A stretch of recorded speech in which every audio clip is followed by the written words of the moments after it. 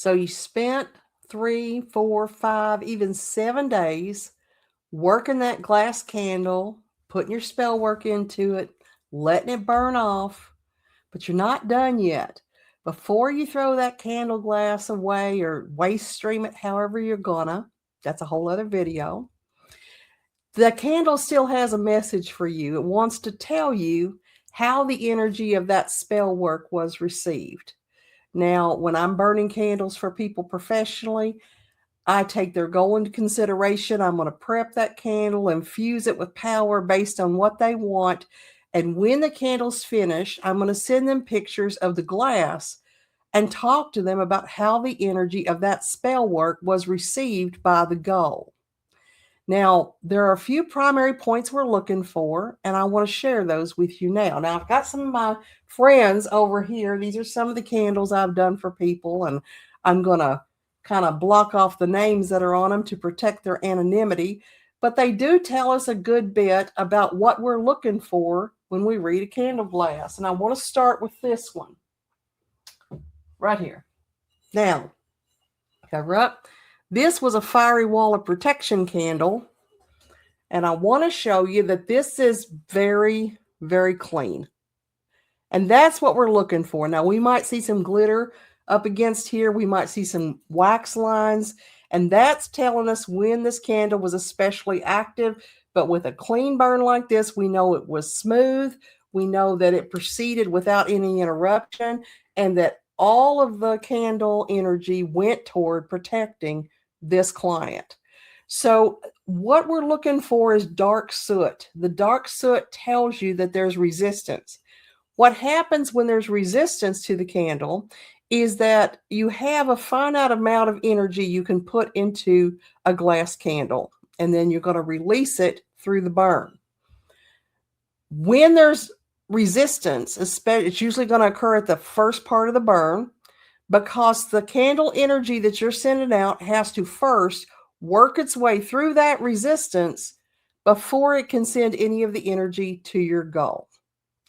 So in this case, there was almost no resistance and the energy flowed beautifully. Now, this tends to happen when somebody is working for themselves. We get a lot more energy resisted when you're doing work that involves another person or is trying to get another person to feel something or do something that maybe they don't want to. And sometimes it's even you that doesn't want to do what you're trying to get done. Now, I want to show you this example here. This is a job candle, and we see a lot of resistance normally on job candles. So look at this. You can see a big difference in this compared to this. Well, you can't with the shadow, but this has a lot more black soot almost all the way down. It's about 2/3 into the burn. This means that there is resistance to this person getting a job or finding a job. Now, I happen to know that this client who commissioned this burn was doing it to get her husband to get a job. And what does this tell us? When we see resistance on a job candle, it's exactly as literal as it seems. It can be that person really just doesn't want to get a job, and you're trying to force them to want to get a job. That person may not be qualified for the job they want to get, and that's the resistance. That person maybe is going for a job that is not going to be a good fit for them. There's lots of reasons why resistance can come up on a job candle. Most often, it's because there's some part of them that does not want to get the job. Now, you can find this in yourself. Maybe you know you should get a job, and you just really don't feel like you've got it in you to go out and do it again, or that you have been very diminished by your previous job. So you don't feel like you're worth much. You don't feel like that you should be able to get a good job. All that's going to show up as resistance to the work of the candle. And so what that's going to tell us is that the energy of the candle first goes through the resistance, then the last little bit actually goes towards your goal. So imagine that your goal's off in the distance and you've got a huge briar patch between you and the goal. You want to get to the goal, But first, you got to get rid of all that resistance. Same thing with the candle. Now, sometimes resistance comes in a very specific way. Now, I'm going to cover up this name, but look at this. This is a seal the deal candle. Now, a seal the deal candle has the purpose of finalizing an agreement. So it's used for contracts. It's used when you need to sign a lease or you want to buy a house and it's not yet in escrow. It's not finalized. They didn't accept your offer yet. But it's also used if you're in a relationship and that person doesn't want to move forward with the relationship, your partner. They just are happy with things as they are. You want to get married. They don't want to get married. And so sometimes having even the desire to not commit, much less get married, is a big problem in relationships. Now, a lot of times what's happened is that other person has been very clear in saying, I'm not interested in a serious relationship at this time in my life. The other person is, and the other person really likes this person, and they're trying to force them to be more receptive to the idea of a committed relationship. Well, in that case, you're very likely to get this outcome. This is a scorch, and if you'll notice, it's right on the male figure. And it turns out that, yes, this person was trying to get a man to commit when that person didn't want to commit. And here you can see a scorch right over the word deal and over the little contract. This person just really isn't wanting it, and that's providing that very focused resistance there. Now, that doesn't mean in either of those cases it can't happen. It just means we got to get through the resistance first. And in the case of getting somebody to want something that they don't want, it has to be sustained because they're eventually going to return to their normal organic feelings. All magic has an expiration date. Don't let anybody tell you otherwise. All magic is going to wear off. Now, will that person get used to being in a commitment? Will they decide that maybe they do like it after all on their own? Maybe. But most of the time, people are going to revert back to how they normally feel. Hopefully, not at the altar. So you have to just keep burning candles and burning candles and burning candles. And I got to be honest, that's not good relationship advice there. I don't suggest doing that. Now, let's look at a different one. This is a different kind of candle for the same goal. This is a come to me candle that a person burned for somebody they were in a relationship with. It was going really, really good. And the person just seemed a little bit distant for a while. So this lady burned a come to me candle, and I want you to look, it's almost perfectly clean. And here's another little tell. We've got residual wax at the bottom that was left after the candle self-extinguished. Now, when we have leftover wax in a candle, it means one of two things. If there's a whole lot of resistance and then suddenly you've got leftover wax and the candle put itself out and the wick is buried, you can't relight it, that means that the resistance was too strong right now. You can do another candle later to try to work through. You might want to do a blockbuster candle or a road opener candle to get rid of some of those obstacles. But for this candle right now, today, it was too much. And that's not the case with this candle. In this candle, it's perfectly clear, and then it puts itself out and leaves wax. That means it did its job. It put out the come to me energy. It was well received, and the extra wax is not needed. And sure enough, this lady's partner revealed that he had just been distracted because of some things at work. It wasn't about her at all. And they reconnected in a very lovely way. Now, here's a come to me candle. Same candle, different outcome.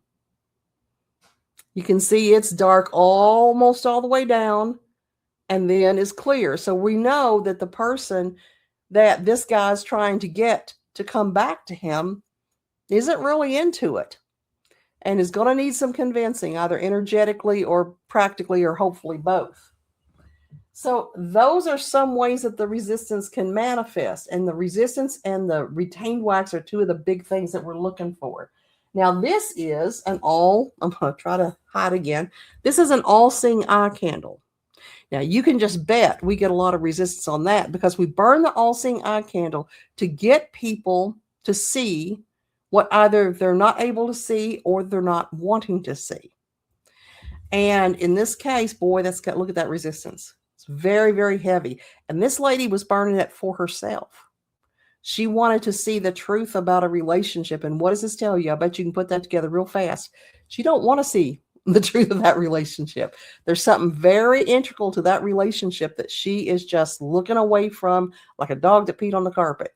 And so, bless her heart, she's struggling with this relationship. She's still burning all seeing eye candles, and maybe she'll eventually get that message, but right now she's just not. This is an uncrossing candle, and you can see it's pretty clear. It looks real good. And so we've got clear from the very beginning. That means this person probably was not crossed. I also happen to know that this person had a spiritual cleansing from me right before we did the uncrossing candle. The uncrossing candle was kind of a safety net, so that if something came at her after the cleansing, or if there was something residual that I didn't completely clear out or something, which can happen, that she'd be taken care of. And it was perfectly clear, so we know we got everything that was causing problems for her. Now, I don't know if you can see this. I'm going to get a white paper here. Maybe that'll help. But against this glass, inside there's some white soot. And it is real hard to see if you're not just right up on it. It's right in there. When we see white soot instead of black, and that's different than the wax that kind of collects, what that white soot means is that there is a divine intervention here. It means that whatever this person considers to be sacred has taken an interest in this goal and is intervening. So that means in her case, knowing her religious path, she's probably got saints, or she's got a Blessed Mother, or she's got one of her divine figures has said, wait a second, even a guardian angel, I'm going to help out with this. So anytime we see white soot, that is divine intervention. So those are the primary things that I look for. And we do have bigger, more catastrophic things like a candle bursting the glass apart, or maybe labels coming off and things like that. I can cover that in another video. But if you know about the black soot, if you know about the white soot, and you know about the residual wax in the candle, you'll be able to read almost all candle glasses that come your way. Now, when you're burning a candle, always remember, if you're going to leave it burning nonstop, which anytime I'm burning for a client, I'm not putting that candle out. They're getting the full force of the energy I put into it. I'm going to let it burn straight through, which in my candles will take 3 to 5 days. But when I'm burning it, I'm going to have it on my altar during waking times. If I'm not at home or I'm sleeping, I'm going to take that candle, I'm going to put it in a saucepan. And I have specific saucepans set up to hold my candles. And that's going to make sure if that candle ruptures, if that candle spills, if anything happens with that candle, it's going to go into the pan and not onto my altar or onto my house and catch my house on fire. And that's the safest way I have found to burn candles. Now, I had one friend that used to burn her candles in the sink. I said, don't do that, because if the candle breaks and any of that wax goes down your plumbing, you are screwed.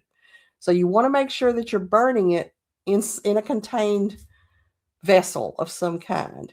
And there was times when I would actually burn candles in my fireplace. If it wasn't a time in the winter when I was going to be using it, I would just take the grate out and just set them up in there, because that's already set up to contain heat. So make sure you're burning safely. And then as your candle burns, read it. Another thing to bring up is do not monkey around with your candle wick. A lot of times you'll start to see that the wick is drifting, or you'll see that the wick is trying to go out, and your inclination is going to be to get in there and screw around with it. Now, on one hand, that tells you that this goal needs some hands-on work.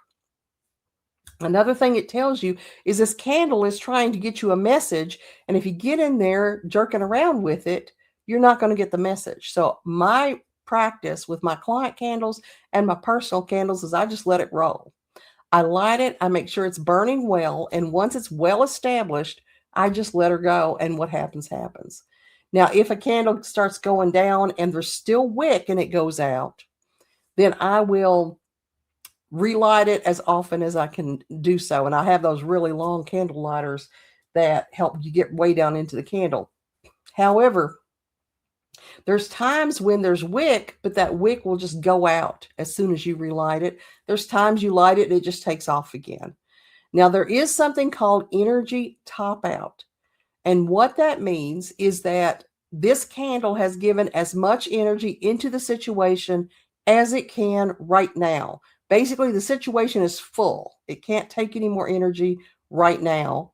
And so it shuts the candle down. And then an hour or two later, a day later, you can relight it and it'll burn just fine because the situation is now more receptive to energy again. And when that happens, a lot of times you've pushed all this energy, heavy energy toward a goal, and the goal needs time to catch up. It's got to get a few pieces on the chessboard and work things out before it can implement that energy. So all that energy is just bottlenecking until the goal is ready to receive it. And that's sometimes why you'll get a candle that just puts itself out and can later be relit. So those are the tips I've got for you for reading your candles for right now.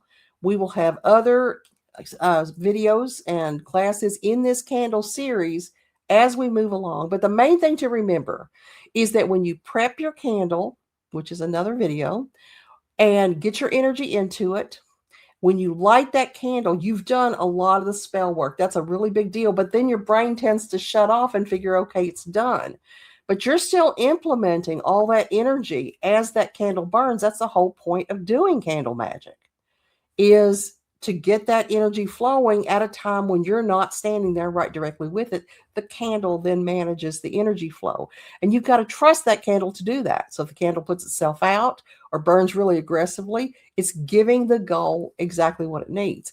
And it's the same thing with the resistance that you might see. If you're seeing all that resistance, it's telling you that you need to have that resistance removed in order for your spell work to be effective. Now, people tend to panic when they see resistance on the candle. Oh my God, why is there so much resistance to me having a soulmate candle, or to me having a showers of gold so that I can get more money? If you weren't having resistance in your life to that goal, you wouldn't need a candle anyway. Just the fact that you're going to a candle to make something happen tells you there's already resistance there, and the candle's going to show that. If you are burning a first-time job candle and it's perfectly clear, that means there's no resistance to you getting a job. Get out there and get your job. It's waiting for you. So when you see resistance, it's not a bad thing. It's just information, and it's telling you that there's things going against what you want, and we've got to sort those things out. So I hope this has been helpful. If you enjoyed this video, there is an entire series on, actually a really long video, on all aspects of candle magic available on crossroadsclasses.com. And I'll link that in the description if you want to really dig deep into the candle story and how it works and why it works. And I have tons of different candles for examples on that class. So I hope you have a wonderful day, and I hope that this intrigued you a little bit about candle magic. If you just don't even want to bother with it and you want me to do the magic for you, I'm happy to do that too. crossroadsoccult.net. Take care, everybody. Bye-bye.